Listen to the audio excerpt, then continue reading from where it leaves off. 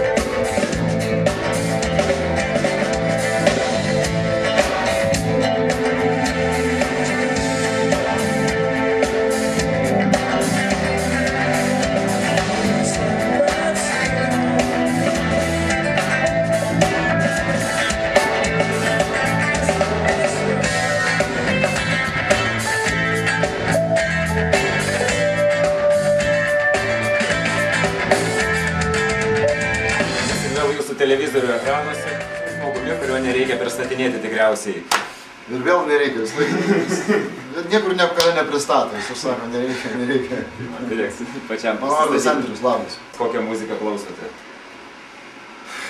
Labai sunkus iš tikrųjų klausimas, todėl kad kiekviena diena gali būti vis kita muzika, nes muzikos pasaulyje yra tiek daug ir jos yra tokios skirtingos, kad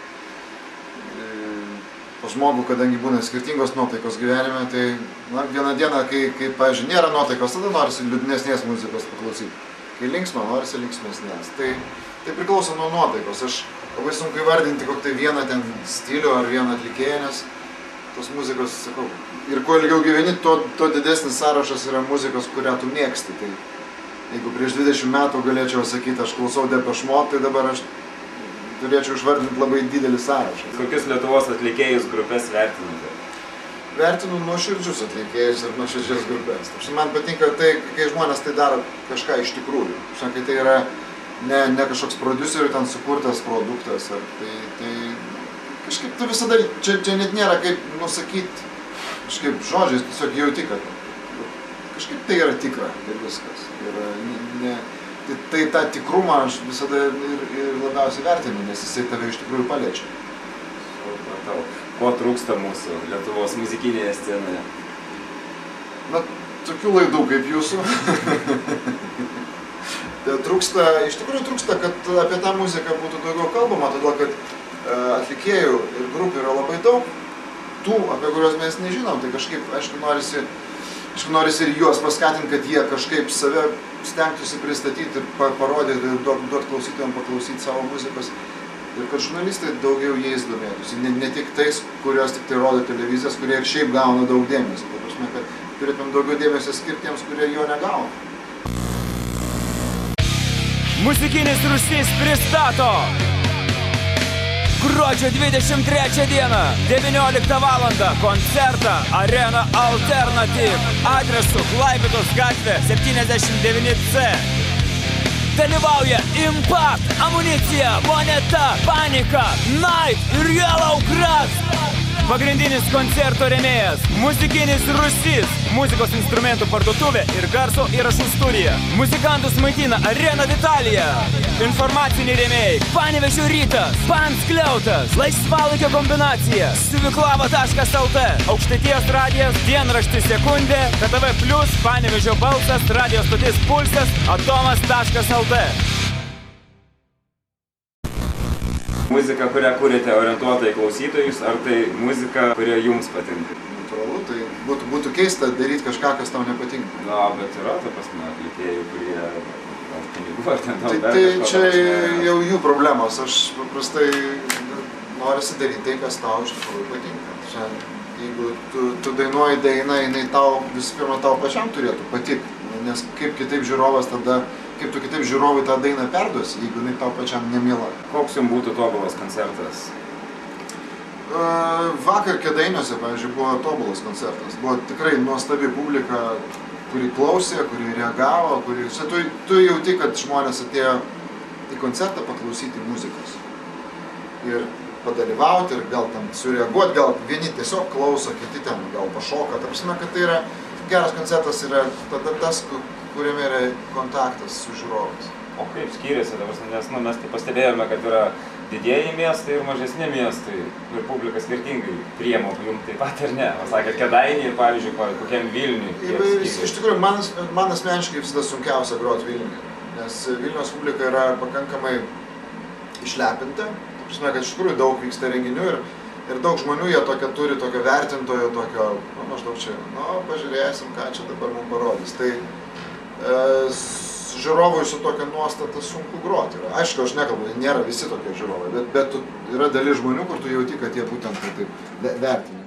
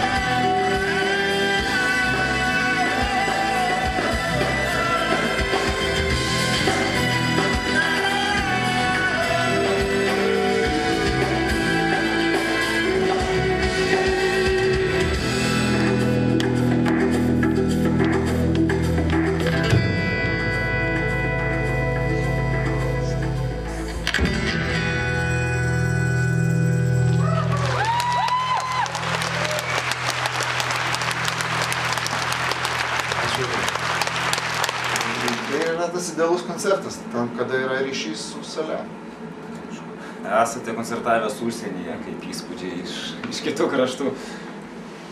Iš kiekvieno krašto įspūdžiai gali būti skirtingi, bet bendrai, iš principo, dažniausiai tenka koncertuoti, aišku, lietuviams dabar Lietuvos muzikantų geografija stipriai prasiplėtusi, todėl kad yra daug lietuvių gyvenančių užsienyje, tai aišku, kad ten Anglija, Airija, be jokios abejonės, Jungtinės Amerikos valstijos, ten koks, nežinau, Briuselis, Skandinavijos šalis, tai jau yra, praktiškai jau dabar tai yra visiškai, bent jau man tai yra normalūs koncertų vietos kaip ir Lietuva. Tai prasme, kad tai yra, tu groji Vilniuj, Briuselį, Panevėžy, Niujorke, tai prasme, kad tai jau nebėra, tai atskirta kažkaip.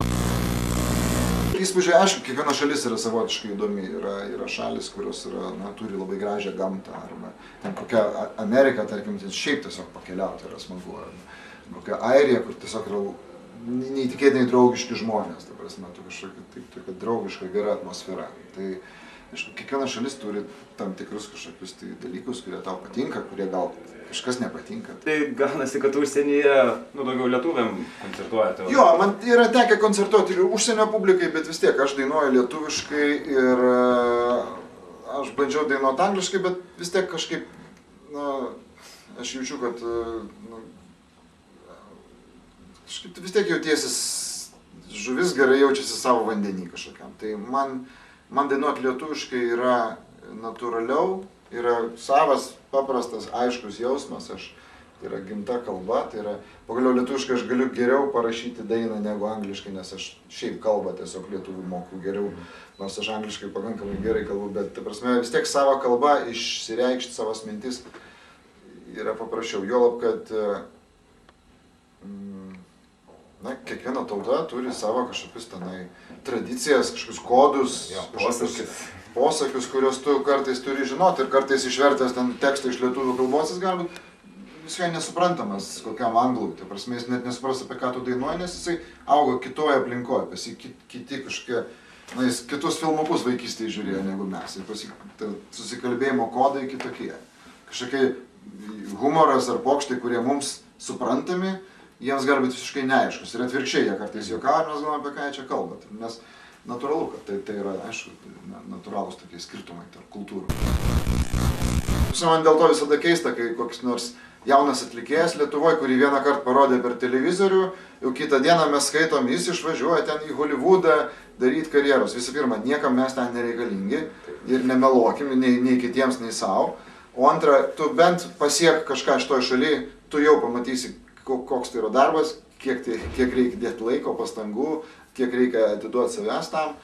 Ir, visi kažkaip įsivaizduoja, kad tas labai toks prestižiškas dalykas yra ten išgarsėti užsienį.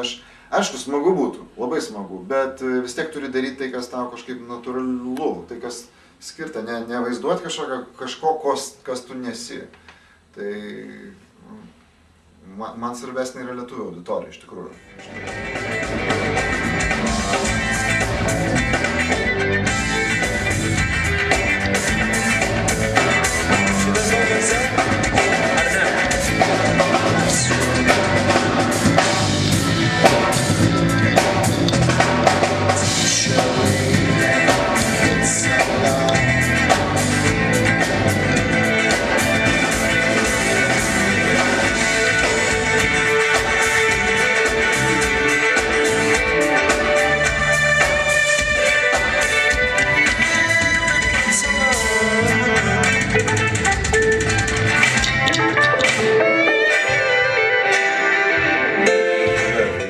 Klaipėda, Kaunas, ten Panevėžys. Kodėl? Lietuvoje yra tikrai mažiausiai kokie 40 taškų, miestų ir miestelių, kuriuose visiškai normaliai galima daryti normalius koncertus.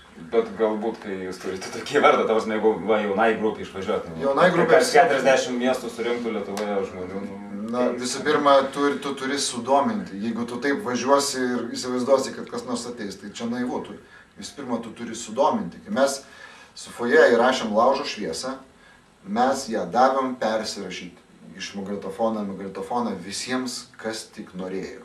Mes nesaugėm tos dainos, nelaikėm, mes leidom save išgirsti. Ir to pasiekoje mes gavom paskui galimybę ir koncertuoti, ir leisti albumus ir taip toliau. Tai kiekviena jauna grupė turėtų sugalvoti būdą, o šiais laikais, kai yra internetas, tai yra iš tikrųjų čia tik fantazija, ką padaryti, kad tave išgirstų. Galbūt tai yra juokingas videoklipas, gal tai yra tiesiog rimta gera daina, gal tai yra dar kokia nors idėja, kaip žmogų ne tai, kad privers, bet kaip žmogų sudominti, kad jisai paklausytųsi kitų, čia įdomu.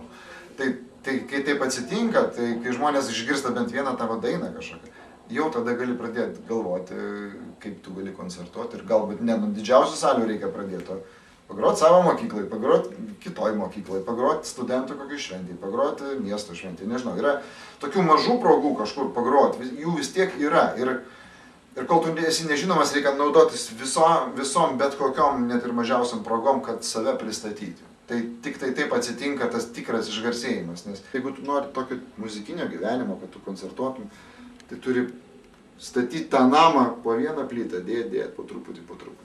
Kito kelio aš nematau.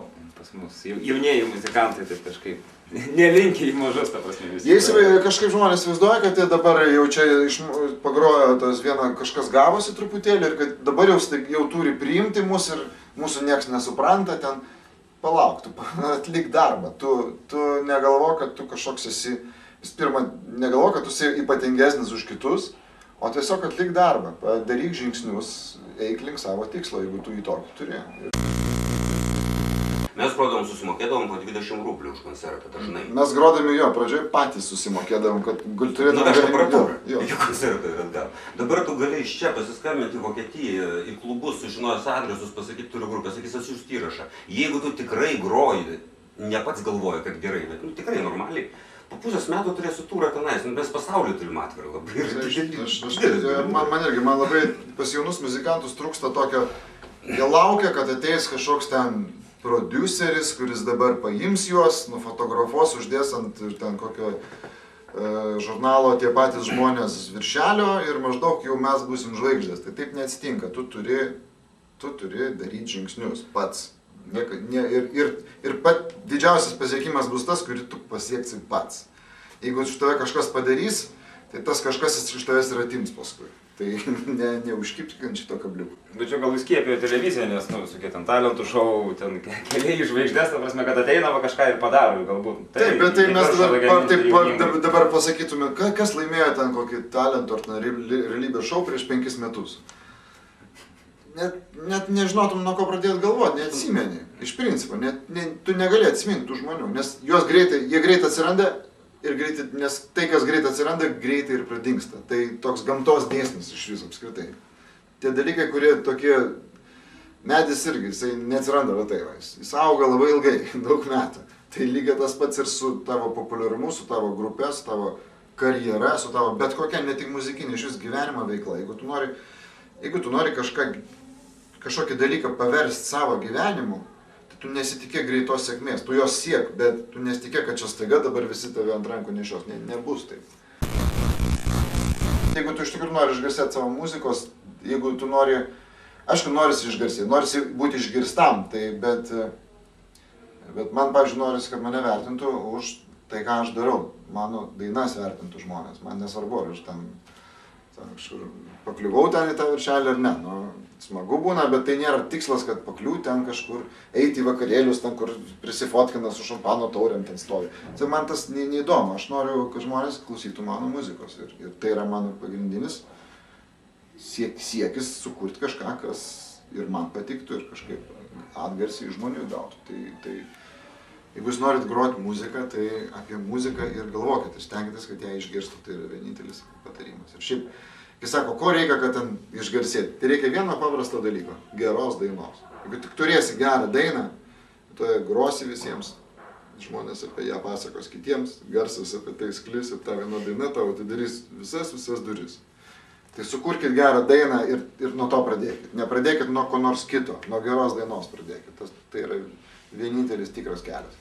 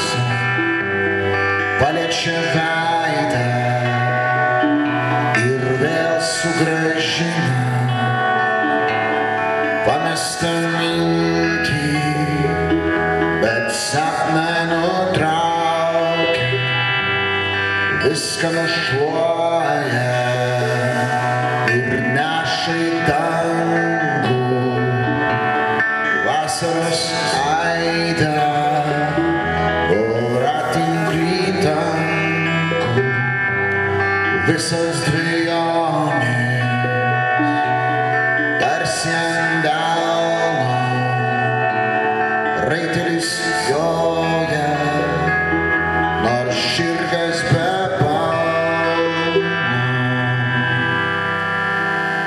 Vėjas laukinis suvelia plaukus, bet nebepabunda. Miegantis laukas raganos švilpia, kviesdamos velnią, bet vėjas stipresnis pabaigas skelbia, užpučia žvakę, atvėręs bezdugną, jis taip išmėgina saugančius ugnį. Vėjas beprotis, vėjas beribis, liūdesio draugas, pilnas gyvybės,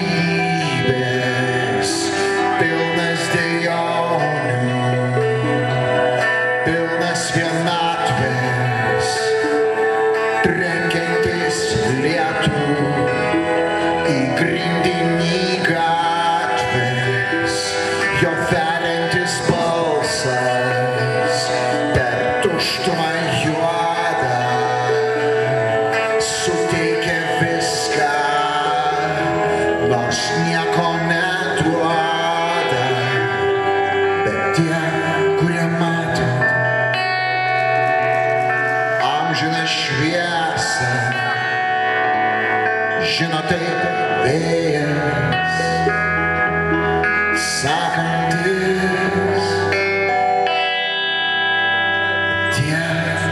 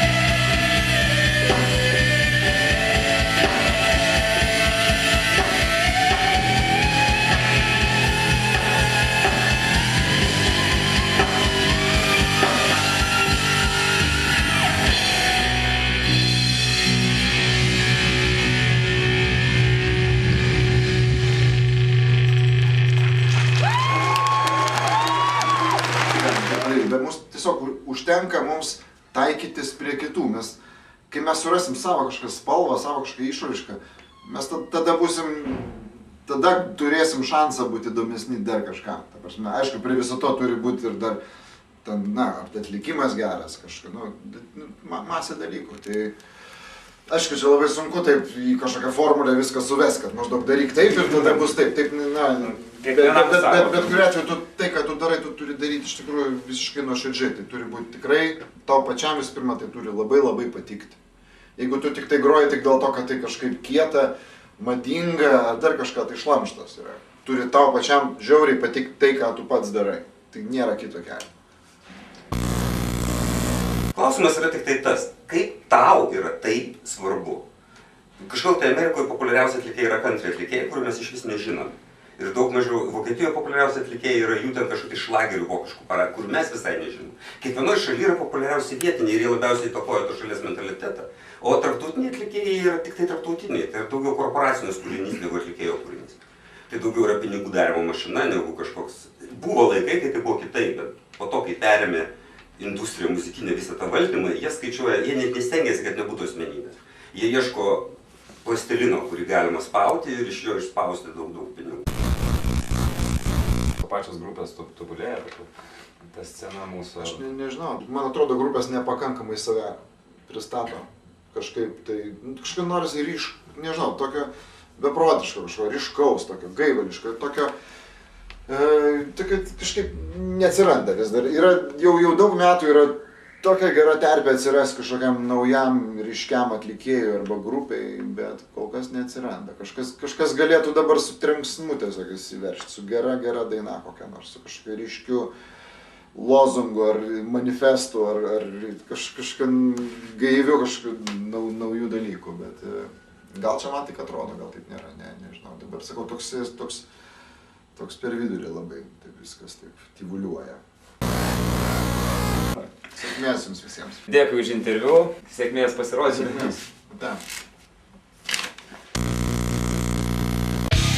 Muzikinis Rūsys pristato gruodžio 23 dieną, 19 val. Koncertą Arena Alternative adresu Klaipėdos gatvė 79C. Dalyvauja Impact, Amunicija, Moneta, Panika, Night ir Yellow Grass. Pagrindinis koncerto rėmėjas – Muzikinis Rūsys, muzikos instrumentų parduotuvė ir garso įrašų studija. Muzikantus maitina Arena Vitalija. Informaciniai rėmėjai – Panevėžio Rytas, Panskliautas, Laisvalaikio kombinacija, Siuviklava.lt, Aukštaitijos radijas, dienraštis Sekundė, KTV Plius, Panevėžio balsas, radijos stotis Pulsas, Atomas.lt.